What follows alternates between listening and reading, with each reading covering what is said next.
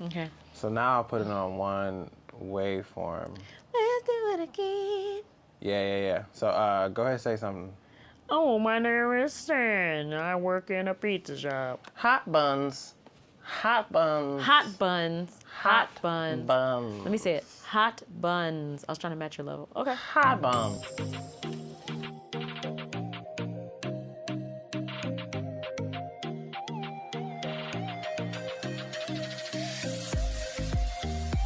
Oh, okay. Perfect. All right. We are here today. This is a Brownie Sunday podcast. Brownie Sunday podcast. Oh, we need a theme song now. Yeah, we That's do. what that was. We do. Need it. This is Corey. And I'm Jalen. And you're here for another episode because hopefully you liked the others. So, keep listening. And if this is your first, welcome. Welcome. We do things a little different here. We tell you about things that are movie related. No, It's like that's everywhere. yeah, Right. whatever. But so this episode is about Bliss. Okay, it's a new film. Did it come out it was 21 for sure. That's what I thought. Okay. Yeah. It came out this year. I can't remember what the date though, but somewhere in the beginning. It is available to watch On the Amazon Prime. Okay. And I would say it's like a sci-fi drama. Would you say? Yeah, that's literally what it said. Yeah, that's that's literally what it said. Really? Yeah, it said sci-fi, drama. I was just going off my own knowledge and understanding of sci-fi and drama. Starring Owen Wilson and Salma Hayek and this amazing actress Nesta Cooper. Yeah, Nesta. She's amazing. Yeah. We've seen her in a few other something else recently, which maybe we'll review that one too. Shout out to #Reality High. Yes, it was #Reality High, but that's another episode. Another time. Right now we're talking about Bliss. Yes. Okay. So let's go into this. Like, how can we best? I'm trying to summarize the film because a lot happened. I did go down. Okay, so it starts off. Owen Wilson is at work. He's drawing these. He's doing these sketches, right? He works at Technical Difficulties. Yeah, it's like a customer service place. It's literally called Technical Difficulties. That's funny. And he's working, or he's supposed to be working, but he's not answering the calls because he's so busy into these sketches. And we soon find out that he's on pain pills, okay? And he's trying to get a refill, but he can't. He's used them all, which telling us something else. He's like calling in for you can get up to 4 refills. Yes. And they're like, yeah, you already used that one. He's like, what? And then, what did you see? Remember, Jalen, we had to go back because you caught it. I didn't catch it. I caught it. With So his last few pills. the medication that he was doing, he takes one of those medications, whatever it is. I don't know if they talked about what it is. No, they said pain. They didn't say. He was on the didn't phone with his specify. daughter and talking, and she asked how he was doing, and he said something along the lines of like he was, still in pain a little bit. So that's where we're like, oh, it must be painkillers. Yeah, painkillers. Yeah. And from there, things get a little wonky. Yeah. We doing spoilers? I don't know. We didn't talk about spoilers. Yeah, we're gonna talk. Spoil it? Yeah, Okay, let's spoil it Like all. we don't have to. We can spoil it, but not quite spoil it. Like we don't have to say the ending. You know what I'm saying? Let's not say the ending. Ending spoils. Yeah, but I was talking more about what did he do next. Like remember you saw that he. Yes, he took some of the medication. That's what. Yeah, but what did he do specifically? Remember, I didn't even know that. They don't show it to you, but they insinuate. Oh. And come back. He crushes the medication and snorts it. And snorts it, yeah. Yeah. I didn't know you picked up on that because of when the camera cut away, and then you heard this like snorting sound. And also, he took out a credit card first and put the pills down, so you kind of knew like. But I didn't even catch that at first. I wasn't paying attention. So we're like, all right, he's on these pain pills. He needs them. He needs them fast. Yeah. He's willing to snort them. And then from there, it's like he ends up going and getting fired. Yep. Yeah, because his drawings have taken away from his work. Yeah, he's not working. He's just drawing this place and this woman. Specifically, there's a woman in the drawings, right? You know, and it's like, so he kills his boss. Yeah. He kills his boss. He kills his boss, like, out of nowhere, but on accident, though. His boss is, like, leaning down or something. He gets up And immediately, he accidentally knocks him out so hard, he ain't here no more. Yes. He's gone. His boss is gone. He's no longer here with us. But his body is there still. So he has to figure out how to hide that body and get out of there. And then upon leaving the building, that's when he goes to the bar, enter Salma Hayek. You know, she's sitting in the booth. She's looking at him. He's like, why is she staring at me? And she comes over and she offers him, you know, this advice or this reality. She says, you know, this is not real. Okay. And he's like, what do you mean? She's like, none of this is real. Watch. And then she makes the waiter drop his, remember there was a waiter walking past? He had a tray, drops his stuff. And then from there, the two of them just go on this like crazy adventure where they're doing all of these things, and we're left to think and wonder, is this real? Is this not? So what was your thoughts like once she said this isn't real? Like, I'll tell you, I was with her. I was like, this ain't real. This ain't real. If she says it, it's not real. Well, I mean, when I first watched it, I thought that she was like a homeless person or something. Like, yeah, she did kind of look like trying, she was... like, or drifter, trying to convince him out of his money or something. So when I first heard it, I was like, okay, well, everything's not real to you because you're on something. That's the first thing I thought. Well, how did you know she was on something? I just assumed. Maybe that's just the messed up part of me. Yeah, I think when we discovered that it, in fact, was not real, and a lot of the things that she was doing was up to debate. Yeah. Yeah.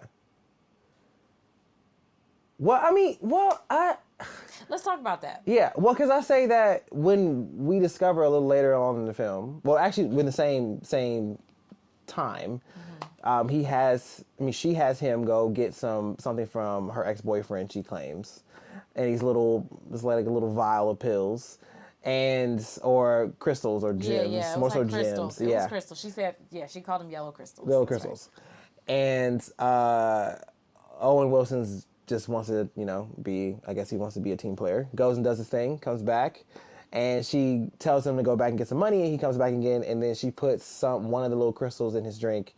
He drinks it, and then things continue to spiral. So that's why I was kind of on the fence about like the whole reality situation, because before then, only she could see the things that she was doing until after she gave him the crystal. Okay, this is what we'll do. You are going to you're going to be on the team of this is not real. What she says. I'm going to be on the team of this might be real. That's how we're going to do this. Okay. Because we can find different points of like, nope, here it was this. Okay, so you're right, when she did make that waiter drop the tray, we really don't know if that did not happen, because Owen Wilson looks, she points in the direction, right? And says, look, snaps her fingers. He's looking. So we don't really know at that point. Like, you could say, right, maybe that happened in her mind, but there was nothing that he did that said that didn't just happen. We don't know if he's just looking and waiting for it to happen or if it actually happened. So that was the part, for me, it was not clear whether or not what she was saying was in fact true. Because basically what she's saying is that this is all a simulation, right? Everything we're experiencing is a simulation. People, what did she call them? FGRs? Fake generated people? Yes, fake generated the name. I was like, that was funny. I felt like that was just a big like fuck you to the audience from the writers. Yeah, it was. They were like, we're not gonna come up with a clever name. It's just gonna be fake generated people, FGPs, whatever they call it. But I think it also was on purpose. I think it was on purpose because it further shows, kind of sways you one way or the other. Because in the Bliss world, everything was it was perfect, but a little off. So I think the same thing with the FGB. because it's like this is a generated person or whatever, but we're going to trivialize it by calling it exactly what it is, which could mean someone just made it that up. A drug addicted homeless woman that looks like Salma Hayek Yes. could have made that up. Exactly. Okay, that's a really good point, because you're right. It's like whenever so for those of you who haven't seen it, the bliss world is this world that Salma Hayek is trying to tell Owen Wilson that like that's where he really exists. That's where he belongs. You know, this is a simulation that they're in. The bliss world is where we're from. You don't, your drawings. That's where the drawings came in. She's like, these drawings are a real place. It's in this bliss place. You've seen this before. That's why you're drawing it. And in the drawing is a picture of her. Now that's the part that made me think, I don't know, she might be right. It might be a simulation, because how did the woman in the drawing look so much like Salma Hayek before he met her? You see what I mean? Yeah. And she was smoking a cigarette.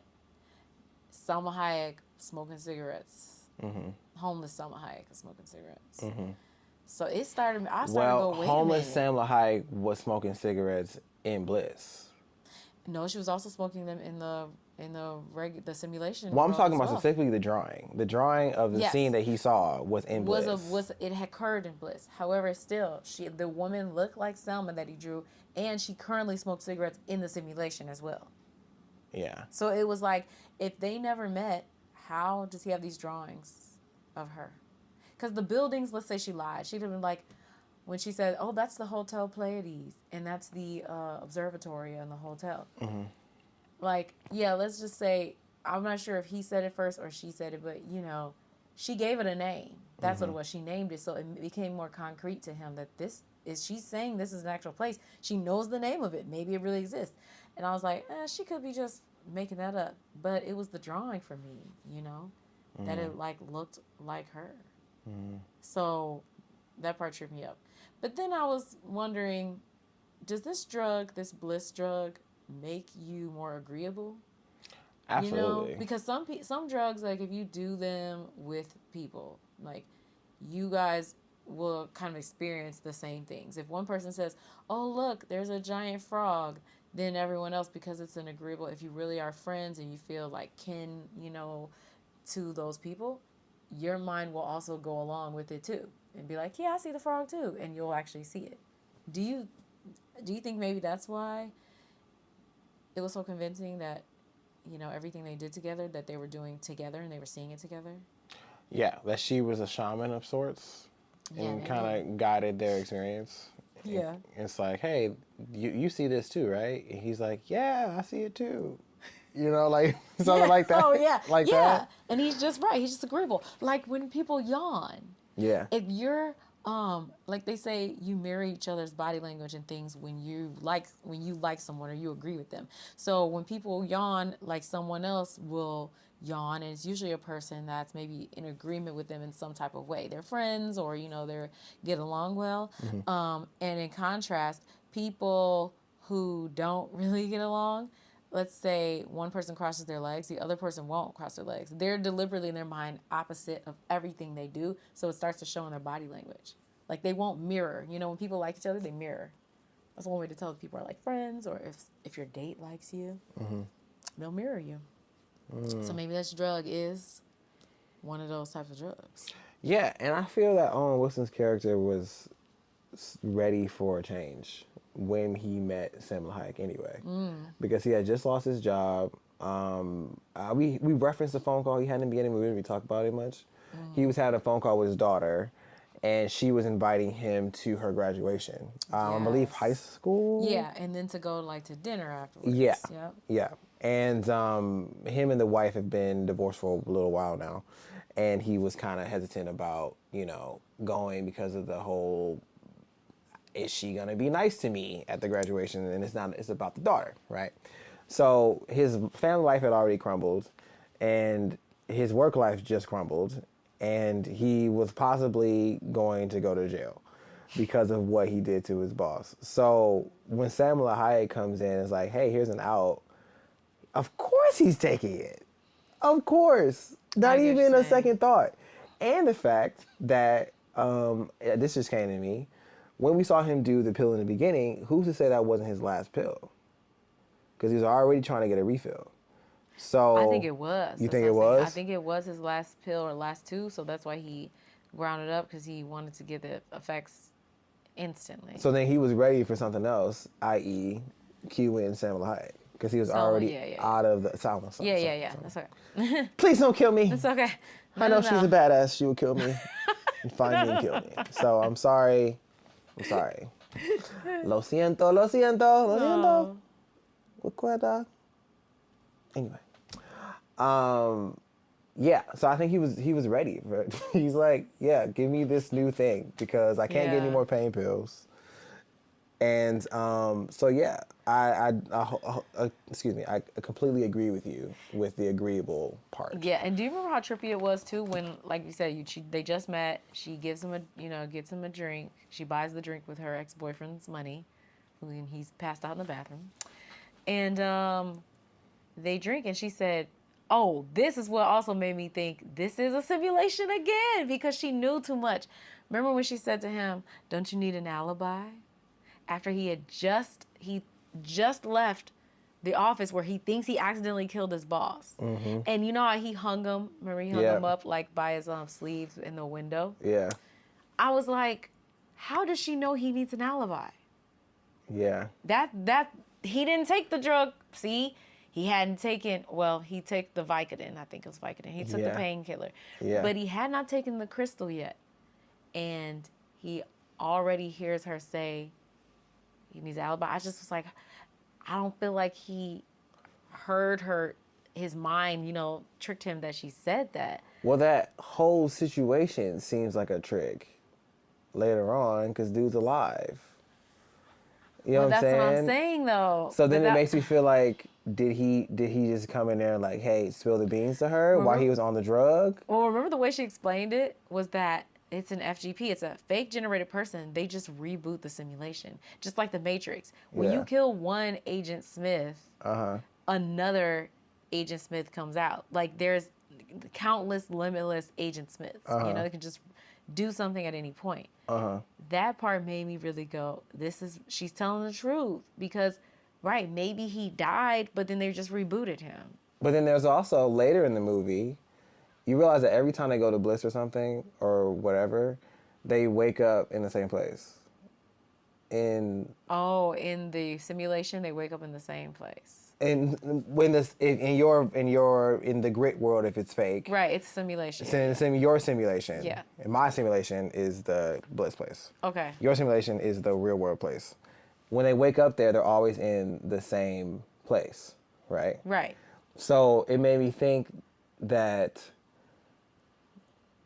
if all of this stuff is happening and they always wake up in the beginning, then while they're on the drug, it seems as if they're unaware of what their body's doing. Oh, okay. Because if they're able to go be swimming here and, seeing this presentation or doing all this different stuff. Why do they always end up back at the same Why they always end up in the place same? When they come back to the simulation? They're in the same place they started at the high. Oh, okay. When they come back from the high. Gotcha. But yeah, they went and did all these different things. So it made, and then also the boyfriend. This just came to me this time too. That's when she true. when she went to get the vial from the boyfriend, the vial wasn't full. It had already been used. It wasn't? No. So that's what made me think. The second time around, or the? No, I'm saying when he was in the thing, when he was in the bathroom and he went to get the thing. Oh, yeah. I noticed the second time around that the vial wasn't full. So that made me think that did that guy possibly take one of the things in the crystals in the vial, and that's why he is the way he is in the bathroom? Because there was no indication that he was drunk. I see what you're saying. So you're thinking that he was himself on the crystals. That's why he took the crystals from Selma. That's why she came back to get them. Yes. I see. Yes. Oh, because he was in the same spot. Yes. Again, no right answers. But that's what made I didn't think about today until today. Point. That's a good point. Okay, I want to get to the. I want to talk about this real quick. Go ahead. Okay, remember when they went to the Bliss world, when she finally explained to him, because at one point he was like, okay, you're telling me that this is all fake and blah, blah, blah. What evidence, like, what do you really have? You know, because, oh, that's what it was. She got mad at him for, like, going out on his own. They basically live in a tent city, you know, like Skid Row. And he went one day and decided to go call his daughter, right? Mm-hmm. And so he took his drawings with him. You know, he took his little stuff because I think he was contemplating, like, okay, I've been here long enough. Yeah. You know, I've been hiding out from the cops because he thought he killed a dude and wanted to hide out. He's like, let me go and maybe I'm not going to come back. But he calls his daughter. She doesn't answer because it's from a payphone. She's like, I don't know who this is. Exactly. So, you know, he goes back to where Selma is in the tent city, and she's crying because she thinks that he took off and that she was never going to see him again. She's bawling her eyes out. She gets upset. You know, she slaps him. And finally, he's like, I just cannot take this. Like, you keep telling me that we're in a simulation and all this stuff, but where is the other place? Like, where is it? So she goes, okay, I'll show you. And that's when she takes out the blue crystals, right? So that he can experience this place where she says that's the real world, is bliss. Mm-hmm. They take the blue crystals and they go into bliss. Okay, note on the blue crystals before we continue on. Yes. 10. Remember? They were saying that you had to take 10. You got to take 10 each. Okay, but she had fucking 16. Okay? Right, so they only got 8 and 8. Yeah, I thought she gave him the 10 and she had the 6. I figured maybe she did. I thought she gave him the 10. I don't know. That's a good question. We gotta rewatch the tape because if she gave the tape, like we watching VHSs, rewatch the tape, run it back, like security. You remember those rewind machines? Yes. Oh, I love those things. We had one of those rewind machines. We got one a little People too were late like, though. it makes your VCR last longer if you just use the rewind machine instead. And I'm like, I don't know if that's true. I feel like the rewind. Someone was like, I'm gonna make a killing off of these rewind machines. I'm gonna spread a rumor. Basically, you extend the life of your VCR if you don't rewind. Because that never made sense to me. Why is it that suddenly my VCR is not gonna work because I do something that's a function on the VCR, which you need to do in order to watch any VCR ever again. Exactly. You're gonna have to rewind. You can't. It doesn't just start over. Yeah, you're gonna have to rewind it. It just start over because think about this, Corey. Is not the machine built to rewind? That's stronger than the machine that does all the other stuff too? It's built to fast forward because nobody's really fast forwarding. No, but I'm saying like so you got the VHS machine. Right. So it like fast forwards, it plays, it rewinds. Yes, right? and pauses. And it hooks up to your TV, all that stuff. The rewind machine, who only rewinds, wouldn't you think it would be stronger? Like the rewinding power would be stronger than that of a VCR. Rewind machine? Exactly. So aren't you killing your movies faster with the rewind machine? That's true. Because I forgot it's stronger. It it's tape. That's why they call it a tape. That's what I'm saying. Wait, so the rewind machine is stronger than the actual VHS rewind. So you're ruining your DVD. I mean, so I don't even know what they're called. You're ruining VHS. VHS? You're ruining them with the machine that's supposed to help them. I'm telling you, whoever made those made a killing. They're like, look, it's not going to last forever, but we're going to make a lot of money up front. And it's going to be enough for all of us to live good and never have to work again. Once they catch on, eventually something else comes out or whatever, it's too late. Everybody has It's like, wait, my VHS does rewind. My VCR does rewind. VHS doesn't. But you got to use a machine, Jerry. You got to use the machine. It's going to mess up the life of your VCR. You're right. Let me put it in a stronger machine. That will shred that tape. Okay, no, but seriously, it just occurred to me that tape is called a tape because there's tape in there.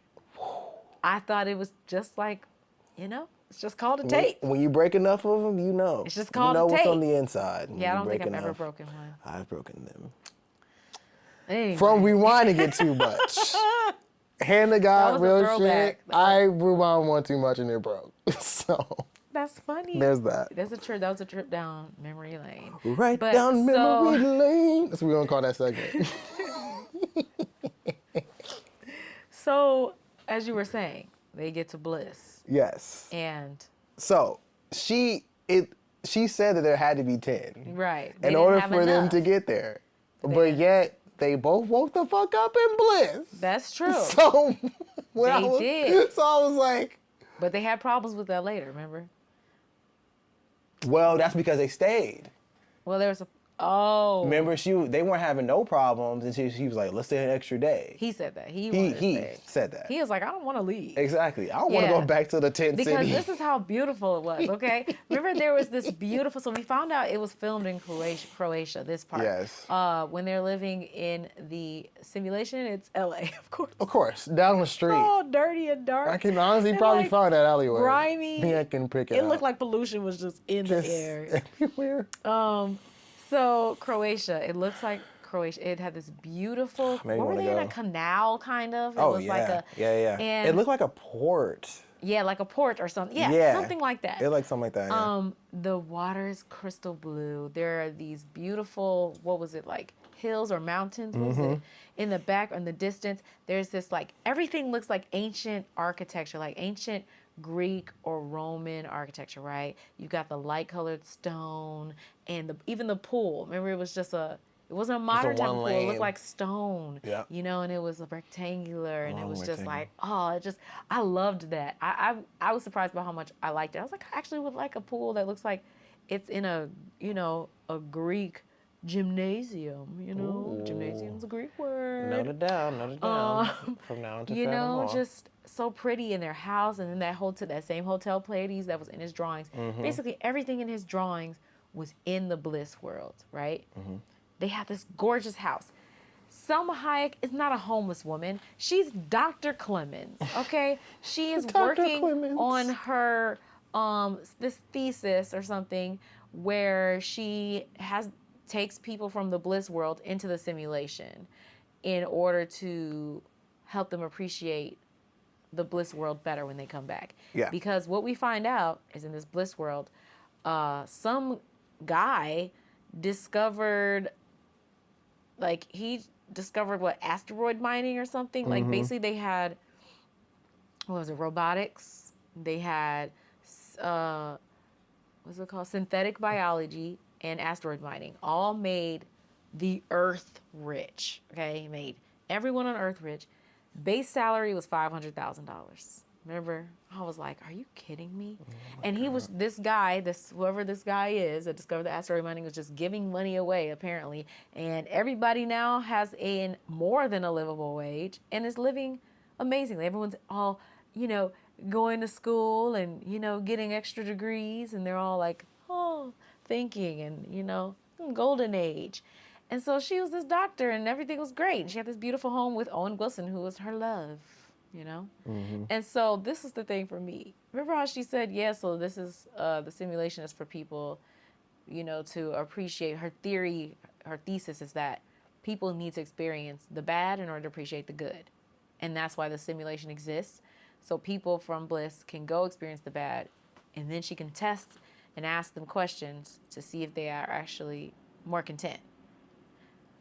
I was like, this is some stuff white people do. It is. This is some stuff some white people would do, because you cannot tell me any minority, okay, and I'm even going to say poor white people, they would not be like, oh, things are so good right now. I really need to experience some pain and I need to be homeless, on drugs, don't even have enough money to eat. Remember he was trying to get some food at that place, and he couldn't even afford to get a chicken sandwich or something. Yes. Let me be cold. It was, at one point it was raining. When they came out of the simulation, they were just doused in rain, I'm like, nobody, after having gone through hardships, poverty, discrimination, all these things that Black, brown, Asian, indigenous people go through, is going to be like, you know what? I've just been so happy these past 5 years that I want to go back just for fun, just for funsies. I mean, is that not what high art is? Everyone taking time to pretend like we're suffering, they're suffering. You know what I'm saying? It's like, oh my God, that movie where Frances McDormand shat in her car. Frances McDermott? Dermot. Is that her name? Yeah, that's her name. See? I know she's shitting. I know that much. Don't know her full name, but she's shitting somewhere. Oh gosh. And we're like, right, in a bucket in the van, supposedly. yeah, and we're like, in that nomad. and we're like, yes, this is life. Oh, yes, she's showing us everything that like we've never experienced. Is life. You know what needs to be a fucking movie? Listen, Hollywood, listen. You get 12 people, right? All of them don't have jobs, right? And then you just watch their lives as they try to contact the unemployment office. Oh, That's damn, a movie. Damn. That is a movie. Because what happens between them applying for unemployment and actually getting the fucking money? What happened in between? And it'd be interesting to look at if half were women, Woo. half were male. Woo. And there are different, like Of course, every, gotta be. you know, the ethnicity Gotta be. is represented. Different parts See of the what country. happens. See what happens. Or we can do all, or we can fuck it up and do all one complex. Let's see what happens. One building complex? Mm-hmm. Oh, like they all live in the same They all live in the same place, but they don't know each other. Oh, dang. They're all they dealing don't with know the that same they thing. all have the unemployment issue. Yes. Oh, that's deep. Is this scripted or is this like a real? Scripted. Oh, this is perfect. I love it. I love it. See? How long did it take? The time has right. been You don't on. wanna see that. 20 seconds. There it is, Hollywood. That's for free. I feel like Hollywood wants, yes, they right. It's like all about the, oh my gosh, look at them, their poverty. And then they go back to their Beverly Hills, Malibu mansions. Like, oh, that film about that person just suffering was so good to me. It was moving. Where's my caviar? I forgot what it was to suffer until this $1 million making actress told me. Oh my God. Reminded me what it was. But you know what? Sometimes, to suffer. you know, I can't even be upset at, like, you know, the fact that it's $1 million, you know, an actress that has $1 million because, and I know you're not either, but I'm saying. I'm not saying. I'm talking about it's more the audience to me. Like. What do you mean? I have more issue with. It does seem like wealthy white people love to watch stuff like that. You know, the actress, she's just making her money. She getting her coin. You know how long she had to do, what she had to, you know, Yeah, work to it get. wasn't a slight to her. I'm saying, like, No. she could have came from poverty herself. Yeah, Now she it wasn't a slight to her. Right, okay. It's someone that's making a bunch of money, pretending not to have money, so other people with a bunch of money can cathartically feel what it's like not to have money. I see. That's what I'm talking about. Because nobody in the equation, either the viewer or the person doing it, are experiencing what she's... Yeah, but they could have. I'm not saying that they could not have. I was going to say Viola Davis is worth Of a lot course, of money. of course. She grew up in poverty. I was saying... I have no problem with her playing, you know. Me either. And anyone, honestly. I mean, it's acting. Anyone. It's acting. I'm saying the spectacle itself Okay, got of it. watching someone who has a lot of money pretend not to have money with a lot of money myself. That's what I'm talking about. Okay. You can take names, faces, all of that off of it. I'm talking about just the occurrence of watching that. Because when I see movies like Bliss, and I'm like, there are a much higher percentage of the world that lives in the grit world. Or close, everyone's always closer to grit in real life. Most of the world, right? Yes, than Bliss. Yeah. But what are you saying about that? So that movie brought that home for me in a way that I feel like I haven't seen in a while, because that juxtaposition was insane. Like when you see that these people are literally living on the street, like literally. Yeah. And then to go from that to a villa, I feel like it reminded me of how important it is that all people's stories are told. Because Bliss would have been boring if it only took place in the villa. Yeah. You know what I'm saying? Yeah. So seeing them in both of those places really brought that home for me in a way that I feel like no other film has before. Oh. Because usually it's like you see a rich character and you see a poor character. You don't see You don't see them experience them both. Oh, okay. And kind of interchangeably. And exactly. Because, so like you said, remember he didn't want to go home, and she said, not home, back to the simulation. Mm-hmm. And he said he didn't want to. Of course not. Of course not. He was like, this pool is great. Because remember she asked him how was the water? He said it's great. And then when they go to the, when she's basically doing her thesis defense, she asked they showed they rolled the tape showing how prior to him going into the simulation, he was complaining about everything. He didn't like the temperature of the pool. He was snippy with her. He was grouchy. He was just annoyed. And then his answers, which she asked him first, she asked him the questions first before showing what he said before. Everything was great. She's like, how do you feel today? He's like, I feel great. Everything's wonderful. Every question she asked him, it was all wonderful. Except there was one question. There was one question that each time he had the same response. And that was, she said, is there anything you feel that's missing in your life right now? And he saw his daughter, which, by the way, I like that they had, his daughter was black, right? Yeah. That was cool because it's like... First watch, we didn't like it as much. And then second watch, I feel like we understood it better. I always was fine with it. You weren't because you didn't like... You're like, why does he have a black daughter? Oh, then it was me. Because then I didn't like you it felt like they were just trying to say something or do something. Well, yeah, because from first watch, it looks like, okay, well, there's this white guy that's on drugs and the black Oh, kids, yeah, you're like, why the black daughter got to have a father on drugs? and then both the black though he's white. kids are now... Because the son, too. Yeah. So, but now upon and I second... was saying, no, I think they're know. just showing that the world is, there are more interracial couples. Yeah. That's what I felt like they were saying. I do that. I agree with that now. Yeah. I think it's hard for me to accept that the world is changing, even in smaller ways. Because why is it hard for you to accept? Because, what do you mean? How many times have we been faked out? What do you... you mean... when you say hard to accept, it made it sound like you were like, I hate people are loving other people of other races.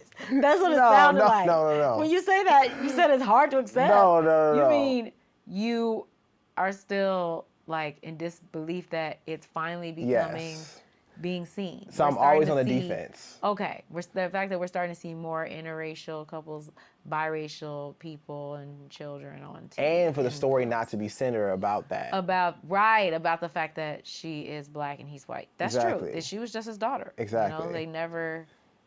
And they didn't have to show you the mom. I hate when they do that in the movie. Now they got to show you a picture of the mom. It's like, she's black. We get it. We know they the did show you the mom, but it was very, very... you don't even remember what she looked like. It was so quick. Because it wasn't even important. Because it was one of the pictures on his desk. It was like a little swipe. Oh, okay. And that was it. That was the ex-wife? Uh-huh. But, so, to that point, so he saw, when she asked, is there anything missing? He looks out, he thinks he sees his daughter in like a hologram type of image, which Selma explained away as... just something that exists in the Bliss world. You can see hologram people. But then when they... she these explanations was just... He answered no, because he lied. He's like, no. But he was... Nesta, his daughter, was tugging at his heartstrings. And then she played his response before, and he said, yes, there is, but I don't want to talk about it. So it doesn't tell you whether or not it's the same thing, that it's his daughter that feels missing. But we can assume that's what it is, because that was the only question that seemed to bother him in a way where it was kind of like a gray area.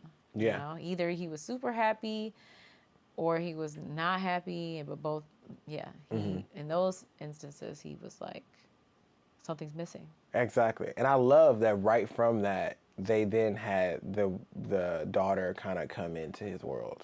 Yes. That was soon after that, right? Yeah, it was Wasn't the that same. He actually went and tried to... He thought he saw her again. Yes. During the interview? Reception after the... Oh, no, it was after. After It was the after? thesis defense, yeah. Okay. Yeah. So I really love that they had that part. Mm-hmm. Because for me, throughout the whole movie, I was like, okay, he's on drugs. What is the point of this film? Yes, it's cool that they go to Bliss World. To say drugs are bad. Yeah. But it wasn't until that moment that I really understood and appreciated why this movie was made. Because then was when the daughter came back to the tent city. So throughout the movie, she comes and she's visits looking for him. Yeah, looking for him. And sometimes she makes contact with him once or twice. I feel like it's more than once. Yeah, she sees him one time. She's in a cab. she's looking for him, and then she sees him walking. Yeah. And she tells the cab driver to just pull over and wait when she gets out to talk to him. Yep. That's how he got her phone number. She gave him on the back of a graduation pic. Yes. And that's when we first realized that more time has passed than we thought, because I thought maybe it was about 2 days that he was in the tent city. But when he sees his daughter and he says, "Oh, I'm gonna come to your graduation," because that's what she called in the very first minutes of the movie to tell him about. She goes, "Dad, graduation happened 2 weeks ago." Yes. That's when I was like, "Oh, damn, he's been strung out." Yeah. 2 weeks. Exactly. So more than 2 weeks, because she asked about graduation before that happened. Exactly. Yeah. So right when she starts to he starts to come out of the thing that he's been dealing with for those 2 weeks. In that moment, and I believe she's with a police officer at that time, right? When she was the guy was telling her not to talk to him or not to approach him because he made at one point when we saw her when he was under the influence maybe. Okay. But at this point she was by herself, right? At what point is she by herself? When the world starts to collide. At the reception, yeah. She was by herself then. Okay, I just wanted to make sure before I said what I was gonna say. Yeah. Okay. So I love that they had that, because it showed that no matter what she was dealing with, or no matter how many times she was seemingly rejected by him, she will always come there, seemingly play along with the story, just to get him the help, he's needed. Yeah. So I think that was really important, because most times when I see films about this subject, the people give up, or they are judging them for most of the time, or there's one person, like the person who's dealing with the issue, their love interest may help them, but their family member doesn't. So I love that they had the persistence of her to show what it's actually like, because you when you say that I'm gonna go help somebody and you really care about them, you're gonna keep trying to help them until you can no longer do it. So her coming that last time was the final thing that ultimately pushed him, that memory of that moment is what he held on to at the climax of the movie, which ultimately kept him from going back to, whatever. So I just thought I had to put that in there. I wanted to talk about how important that was. Yeah, that was, their relationship was really beautiful. Absolutely, yeah. You see early on, like I think he was looking at his phone before Salma Hayek got him to pawn his phone. $10. She was like, she kept trying to separate him from his loved ones. It's like she went from $100 to $10. Yeah, crazy. It was like she was just like, get rid of the phone. You need to be off the grid. But before he did, he got a notification that said, you have a new memory, and he played it, and it was of his daughter. She was really little. She had like her little soccer uniform on, and he was talking to her, and he said, "What's that on your shirt?" And she's like, "Oh, it's a turtle." And they were talking about it, and you could just see right there the love that between them, that she's a daddy's girl, and that he loves her so much, and that's why she would be the one to call him and say, "Hey, graduation is the state. How do you feel about going to dinner?" Give him all the deets, because she's close with him. And no matter what happened between him and the wife, because they never explained, he just said he messed up. Which I also love that they didn't explain, because it wasn't important. Yeah, he just said he messed up. She was like, he's my dad, no matter what. And that is something that not a lot of people realize, and that sometimes parents don't want you to understand when they split up. Is that just because whatever happened between your parents, and you can feel however you want to feel about it, whatever you know or don't know, you have every right. But if you want to have a relationship with that parent who messed up, or you feel is the cause of the split, you still can have a relationship with them, and no one should make you feel bad about it. I.e., unless they're murdering everybody, or some type of even if they're this is the sad part too. Even if parents are abusive in some way, your children, they always still love them, and I'm not saying that they necessarily have to have contact with them, but They do. And so I just feel like when a parent, let's say, is unfaithful, or, you know, they're not good with the money, or they get on drugs or something, they be like, some parents be like, don't talk to them no more. You know, they don't want you to talk to that parent, have any type of relationship. And that's not fair. That is your parent. They chose that person. That relationship between them may be over, but your relationship with that parent is going to be forever. Like, you're always going to have a connection because you're literally their blood. Like, your parents married. They're not, you know, same blood, but you're the same blood. And that just really, you can see it just got me fired up. I was watching an episode of Iyanla where she talked about this, and she sometimes she'll say this because there will be parents and they're squabbling and fighting, and they want the children to maybe choose sides, or they don't like it when they hang with that other parent. And Iyanla was like, that is not your concern. That is her father, and she should have a relationship with him if she wants to. You, on the other hand, keep your little comments to yourself. Yeah. You know? Yeah. I mean, I experienced that personally when my parents split.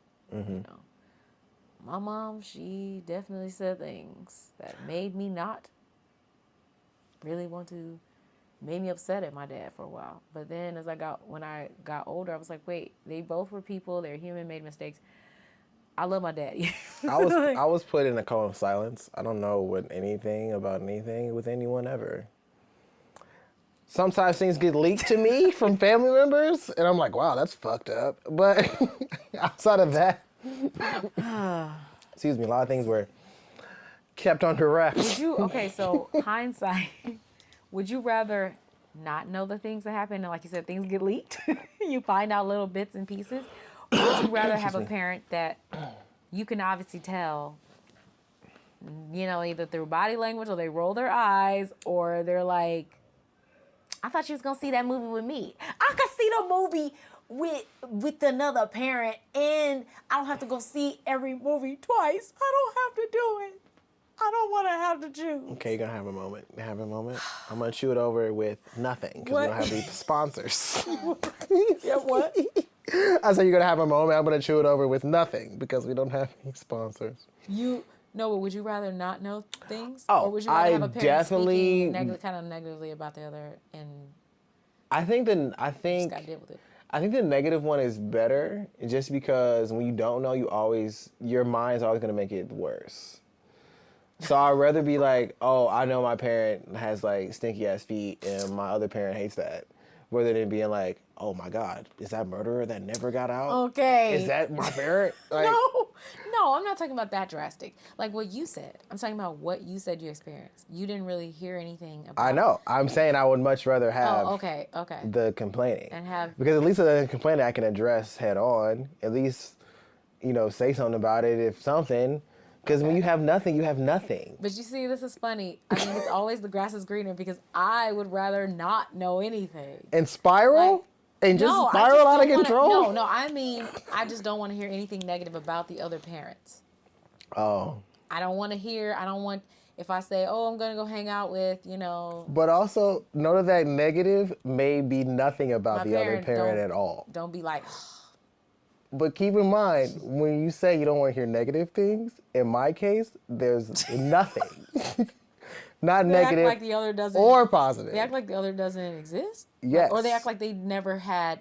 They're acting like they split up and there was nothing wrong. They just split. They never address any of the stuff. Okay. But everyone that witnessed everything addresses it to me. And so I now find out... That's so sloppy. Isn't it sloppy? Why are other people telling you? Because everybody got... Well, everybody why your parents split. Like, why? Because people need some business. That's it. So anyway. Yeah. Back to this film. Well, we were always talking about the film. But yeah, that relationship was great. I love how she stood by her dad. Remember even her brother? Yeah. He was very team mom. He's like, what's his pain going to be now? Alluding to that he's addicted to pain pills. It's like, oh, it's not my knee this week, it's my shoulder. Remember, he was being all sarcastic and talking about that.